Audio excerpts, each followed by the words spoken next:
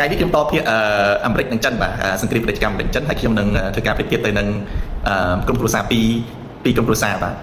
ក្រុមគ្រួសារទី1គឺអ្នកលក់ចាក់ព្រួយបាទលោកចាក់ព្រួយណាគាត់លក់ផលិតផលគ្រប់មុខបាទបានថាលោកចាក់ព្រួយហ្នឹងគឺដូចប្រទេសចិនចឹងបាទហើយគាត់មានចៅមានកូនរបស់គាត់ដែរលោកចាក់ព្រួយហ្នឹងដូចប្រធានាធិបតីស៊ីជីនពីងចុះបាទហើយមានអ្នកទិញចាក់ព្រួយគាត់ហ្នឹងគាត់បើកហាង hamburger ដែរបាទហាងលក់ hamburger ណាហើយគាត់មានចៅមានកូនគាត់ហើយគាត់ចូលចិត្តទិញចាក់ព្រួយក៏ចាក់ព្រួយហ្នឹងណាបាទកូនគាត់ចៅគាត់អីហ្នឹងបាទប៉ុន្តែគាត់លក់ burger អញ្ចឹងកូនចៅគាត់ចាក់ព្រួយគាត់ទិញ burger គាត់ដែរបាទប៉ុន្តែថ្ងៃមួយតាលក់ hamburger ហ្នឹងក៏ឃើញថាឯងលក់ hamburger តែទិញចាក់ព្រួយច្រើនជាងឯងលក់ទៅគាត់អញ្ចឹងវាអត់សមហេតុសមផលទេអញ្ចឹងគាត់ក៏បិទក្រុមគ្រួសារគាត់មិនឲ្យទៅទិញចាក់ព្រួយហ្នឹងបាទមិនឲ្យទៅទិញទេហើយពេលហ្នឹងបិទបានមួយរយៈខ្លីស្រាប់តែកូនគាត់ចៅគាត់ថាអូយកន្លែងចាក់ព្រួយហ្នឹងលក់គ្រប់មុខបើយើងទៅកន្លែងលក់ចាក់ព្រួយខ្លះអត់បានគ្រប់មុខទេហើយចំណាឆ្ងាយហើយចំណាថ្លៃជាងទៀតអញ្ចឹងតាមិនគិតពិចារណាមើលតើអាចអនុញ្ញាតឲ្យខ្ញុំទៅទិញនៅចាក់ព្រួយហ្នឹងអត់ហើយណាមួយទៀតចាក់ព្រួយហ្នឹងតាំងពីតាឯងហាមមិនឲ្យពួកខ្ញុំទិញទៅចាក់ព្រួយថាកូនចៅគាត់ក៏មិនត្រូវទៅទិញ burger នៅទីនោះដែរបាទហើយ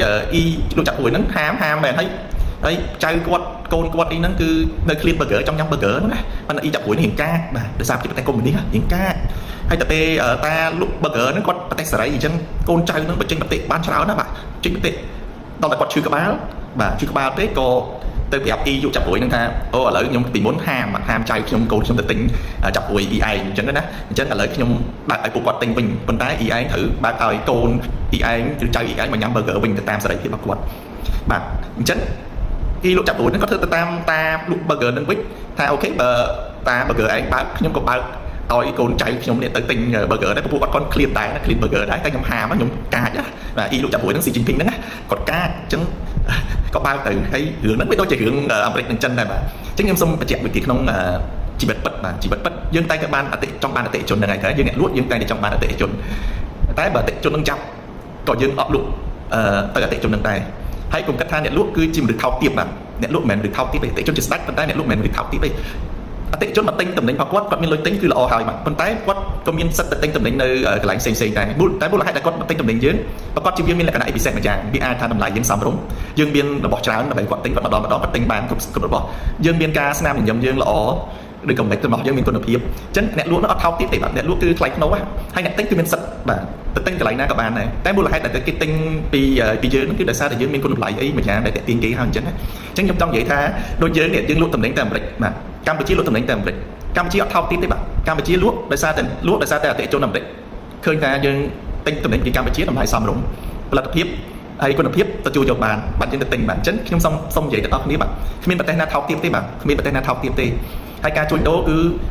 បុគ្គលនឹងបុគ្គលប្រកបជាមានគុណតម្លៃរៀងខ្លួនអ្នកទិញឃើញគុណតម្លៃរបស់អ្នកលក់បានជាគាត់ទៅទិញបាទមិនមែនបានន័យថាអ្នកលក់នឹងថោកទាបលក់របស់ឲ្យគាត់ទេបាទអត់ទេបាទគឺគាត់មានតម្លៃរបស់គាត់មួយអញ្ចឹងខ្ញុំសូមនិយាយជាសេដ្ឋកិច្ចយើងត្រូវគិតរឿងអញ្ចឹងដូចក្រុមគ្រួសារអញ្ចឹងណាដូចខ្ញុំប្រៀបធៀបអញ្ចឹងហើយយើងនឹងយល់បានច្រើនកុំគិតរឿងនេះសុខស្មាញគាត់ថាប្រទេសយើងសុខស្មាញជាងហ្នឹងដោយសារប្រទេសមួយ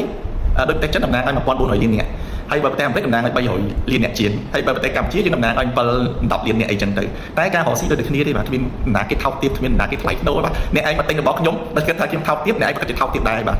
តែបើសិនយើងគិតថាចេះ